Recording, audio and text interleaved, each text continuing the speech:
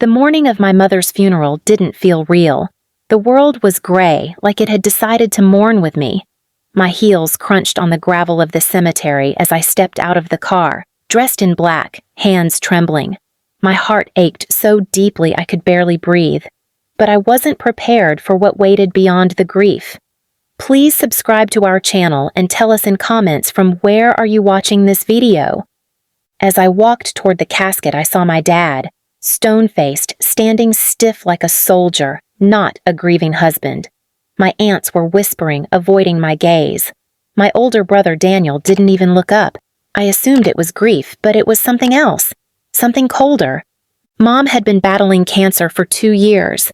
I was her caregiver. I dropped out of med school to be with her, moved back home, and gave up everything. I bathed her, fed her, held her hand through every chemo cycle. I was there when the doctors gave up. I was there when she begged me to stay with her that last night. But I stepped out that one night, just for an hour. My friend Mia had begged me to come have coffee. "You need air," she said. When I returned, Mom was gone. The hospice nurse said it was peaceful. But my dad never forgave me for it, and I didn't know how deep his hatred had festered. At the funeral, when the pastor asked if anyone wanted to say a few words, I stepped forward. My legs wobbled as I stood by the casket. I wanted to tell the world what she meant to me, how she wasn't just my mother, but my anchor. I opened my mouth, but the moment I said, she was my best friend, my father rushed forward and slapped me, in front of everyone. The sound echoed. My face stung. My heart shattered. "She died because of you," he screamed, voice hoarse with rage. "You left her when she needed you most." Gasps filled the air. My uncle tried to pull him back. I stood frozen, trembling. My eyes met Daniel's. He didn't move, didn't defend me, didn't even flinch. I stepped away from the casket, humiliated, cheeks burning hotter than the summer sun. My father collapsed against the side of the casket, sobbing loudly now, but it wasn't grief. It was blame, pure, venomous blame. I ran. Behind the church, past the tombstones, my black heels sank into the wet grass. I sank onto a bench near the willow tree Mom used to love. My sobs were silent. My soul was bleeding. But then I remembered her words from just a week before she died. "Don't let them erase you when I'm gone." She knew. She knew what they would do. That night, I didn't sleep. I stared at the ceiling of my childhood bedroom, the one I hadn't planned on returning to. I could still smell her perfume on the sheets. The walls whispered memories, but also truths I had ignored for too long. My dad never wanted a daughter. Daniel was the golden child. I was just the caretaker, the invisible one, the burden, and now, the scapegoat. But I wasn't going to stay invisible anymore. The next morning, while they were still sleeping off the drama, I went to Mom's study, her private space. I opened her old oak drawer with the brass key she once gave me in secret. Inside were letters, dozens of them, all addressed to me. She'd written them over the past year.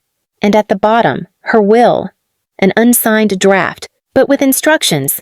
She wanted to leave me everything, the house, the savings, her half of the family business, an antique shop downtown that she co-owned with Dad. But she had never finalized the paperwork. My dad had insisted it wait, said she was being emotional. But the truth was, it was deliberate. She wanted me to know her intentions, to make a choice. She had left the map. Now it was my turn to draw the lines. I looked in the mirror, still bruised from the slap, eyes red, lips trembling, and whispered, "If they want to treat me like I killed her, then let them see what I can build from that pain." I had a plan, and this time, I wasn't asking permission. I didn't return to the house after that, not for dinner, not to sleep, not even to collect the rest of my things. I called Mia and asked if I could crash at her place. No questions, no pity, just a place where the air didn't choke me.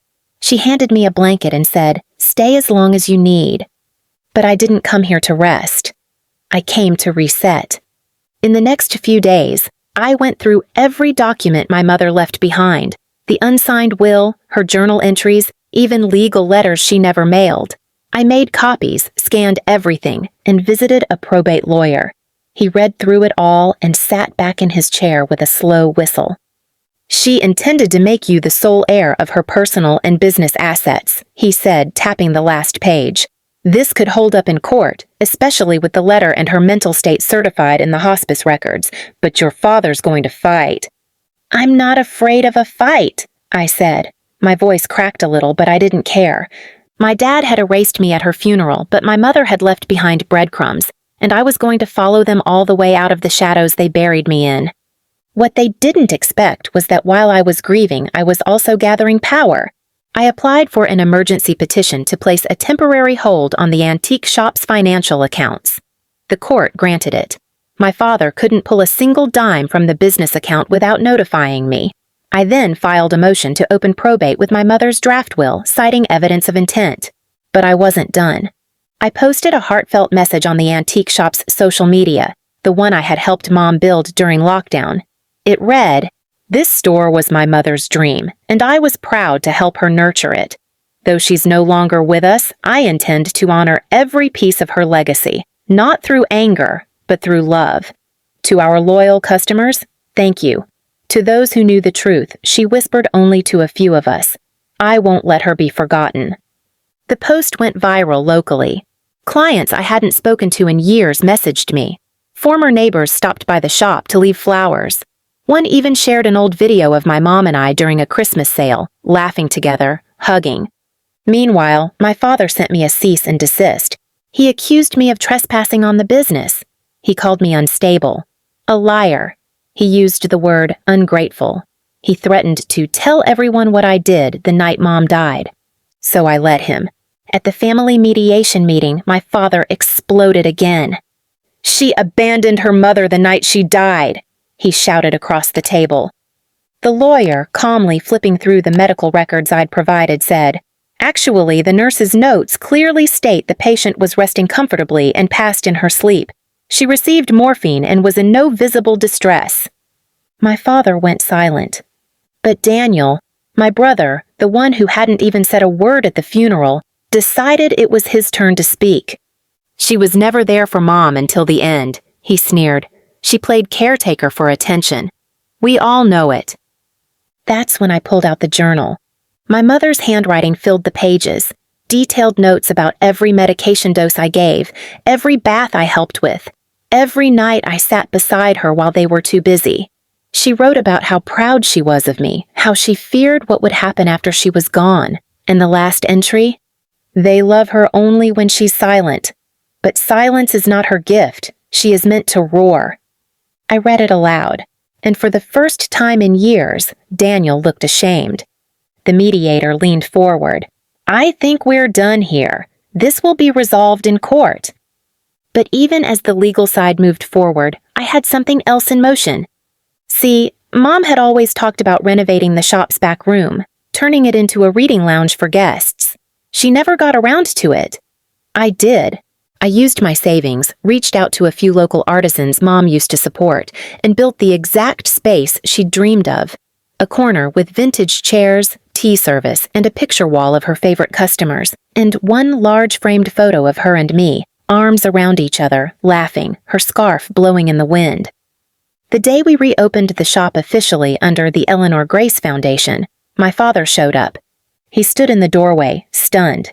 He looked at the photo, then at the crowd, then at me. He stepped forward and said, "You have no right." And that's when the county officer serving papers stepped up behind him.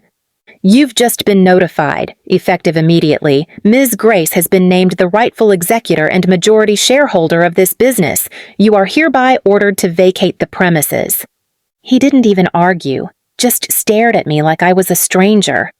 But I wasn't the stranger. I was just the daughter they had tried to erase. I had come back not as the girl begging for space at a funeral, but as the woman who built something stronger from her grief. And I wasn't done yet. I thought watching my father walk out of that antique store, humiliated, defeated, would bring peace. It didn't, because grief doesn't care about victories. It waits. It aches in quiet rooms, It curls up beside you when the guests leave and the applause dies down. And every time I opened that shop door in the morning, for a split second, I expected to see her, my mother, behind the counter with her usual chipped mug and that half smile that said, "Let's make today count." But she wasn't there. And the silence screamed. I poured myself into the shop. I restored the stained glass windows she always said she'd fix. I reopened her favorite supplier contracts. I hosted free workshops for young collectors just like she dreamed of. I even brought back her old loyalty card system and mailed one to every former customer. The response was overwhelming. People came in and said, "Your mother would be so proud." But that's when the letters started arriving. Not from strangers, from debt collectors. Apparently, my father had been siphoning funds from the business account for months before my mom passed, taking out loans against the building, pawning antique items for cash, even selling a valuable French armoire that was meant for me. I dug deeper and discovered he'd forged her signature on 2 bank authorizations. My mother had been dying and he was preparing for a future without her, but not one with me in it. I brought the documents to my lawyer. She stared at them for a long time and said, "You could press criminal charges. Fraud, embezzlement." I wanted to say yes. I wanted revenge to look like a courtroom, like a sentence, like a mugshot. But then something happened that twisted everything. One morning, as I was arranging tulips near the entrance, her favorite flowers, an elderly woman walked in. She looked nervous. I offered her tea and she finally said, "I knew your mother. We used to volunteer together. I was with her at hospice that last afternoon." I froze. She opened her purse and pulled out a folded piece of paper, a letter, written in my mother's handwriting. "If you're reading this, it means I didn't get to say this in person. I need you to know something. I saw what your father did. I knew, and I didn't stop it because I was too tired, but I never blamed you for what happened to me. I'm sorry he made you believe that. I'm sorry I wasn't stronger at the end, but if you ever feel lost, know this. I chose you, not them. You. Always you." I collapsed in the chair and sobbed. All the doubt, all the buried guilt, it melted away in that moment. She knew, and she loved me still. Even in her final breath, she was protecting me. The old woman gently placed a tiny blue box in my hand. "She asked me to give this to you when the time was right." Inside was my mother's antique ring, the one she wore every single day and swore she'd never take off. It was engraved inside. "To the daughter who saved me." That night, I walked into my father's apartment. I had access to his rental history now that probate was finalized, and found him sitting alone, disheveled. A man who had spent his whole life thinking he was too important to fall. He looked up at me and laughed bitterly. "Come to gloat." I sat down, calm, unshaken. "Number I came to return something," I said, placing a copy of the letter on the table. He read it in silence, then threw it down like it burned him. "She never forgave me." "No," I said, voice steady, "but I did, and that's what makes me stronger than you'll ever be." He didn't cry. He didn't beg. He just sat there, a hollow man whose pride had eaten his family alive. I stood up and turned to leave, but before I walked out, I said, "You blamed me for her death to distract from the fact that she died watching you lie, cheat, and destroy everything she loved. That shame is yours to carry, not mine." And I left without looking back. In the months that followed, I turned the store into something even bigger. I started a foundation in my mother's name for young women estranged from their families, funding therapy and legal aid for daughters who were blamed, silenced, erased. I started speaking at events, quietly at first, then louder. I told my story, not to ruin my father's name, but to reclaim my own. 1 year to the day after her funeral, I stood in the center of the shop during a charity gala. The chandelier shimmered overhead, and the new sign gleamed in the window. Eleanor's legacy, from dust to light.